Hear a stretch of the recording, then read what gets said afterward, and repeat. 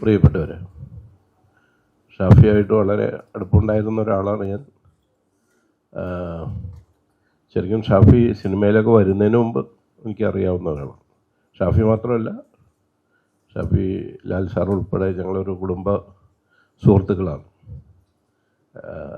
അച്ഛനും വാപ്പയൊക്കെ ആയിട്ടുള്ള ബന്ധം.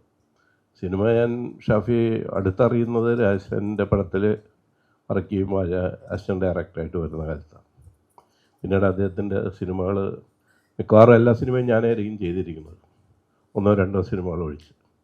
ഏറ്റവും ഒടുവിലത്തെ സിനിമ വരെ ഞാനാണ് ചെയ്തത്. നല്ലൊരു ഹൃദയബന്ധവും ഉണ്ടായിരുന്ന ഒരാൾ എന്ന നിലയിൽ, നമുക്ക് വളരെ അടുപ്പമുണ്ടായിരുന്ന ഒരാൾ പെട്ടെന്നിങ്ങനെ തിരശ്ശീല ഒഴിഞ്ഞു പോകുമ്പോൾ പൂർവാധികം നമ്മളത് അദ്ദേഹത്തെ സ്മരിക്കാതിരിക്കാൻ നിവൃത്തിയില്ല. അദ്ദേഹത്തിൻ്റെ പേരിൽ ഇങ്ങനൊരു അവാർഡ് നിശ്ചയിക്കുന്നതും എനിക്ക് തോന്നിയൊരു കാര്യം, ഇതൊരു വിപുലമായ സദസ്സിൽ ഷാഫിയുടെ സിനിമകൾ ഉൾപ്പെടെ, നമുക്കറിയാം ഇപ്പോൾ ഈ യൂട്യൂബിൽ എവിടെ നോക്കിയാലും പല ആക്ഷേപങ്ങളൊക്കെ വരുമ്പോൾ അതിൻ്റെയൊക്കെ സിമ്പലായിട്ട് കാർട്ടൂൺ പോലെ കാണിക്കുന്ന മുഴുവൻ കോമഡികളും ഈ കോമഡികളെല്ലാം തന്നെ ഷാഫിയുടെ പല പടങ്ങളിലാണ്. അപ്പം അതുകൊണ്ട് തന്നെ അത്തരം തമാശകൾ എക്കാലത്തും ഉണ്ടാവും, എക്കാലത്തും നിലനിൽക്കും.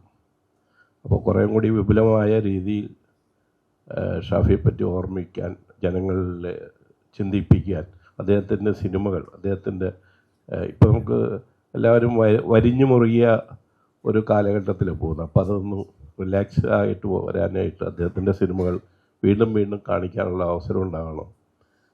അത് കൂടുതൽ ആളുകളിലേക്ക് ഇതെത്തണം. കൂടുതൽ ആളുകൾ സഹകരിച്ചിട്ടുള്ള നൂറുകണക്കിന് ആളുകൾ അദ്ദേഹത്തെ സ്നേഹിക്കുന്ന എറണാകുളം ജില്ലയും പുറത്തും നൂറുകണക്കിന് ആളുകളുണ്ടെന്ന് നമുക്കറിയാം.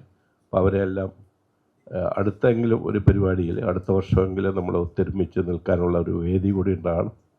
കളങ്കാവിൻ്റെ സംവിധായകന് ഇനി അടുത്ത വർഷവും ഇതുപോലെ പുതിയൊരു നവാഗത പ്രതിഭയുണ്ടാവും. ആ പ്രതിഭക്കും ഷാഫിയുടെ പേരിൽ തന്നെ ഈ അവാർഡ് നൽകപ്പെടും.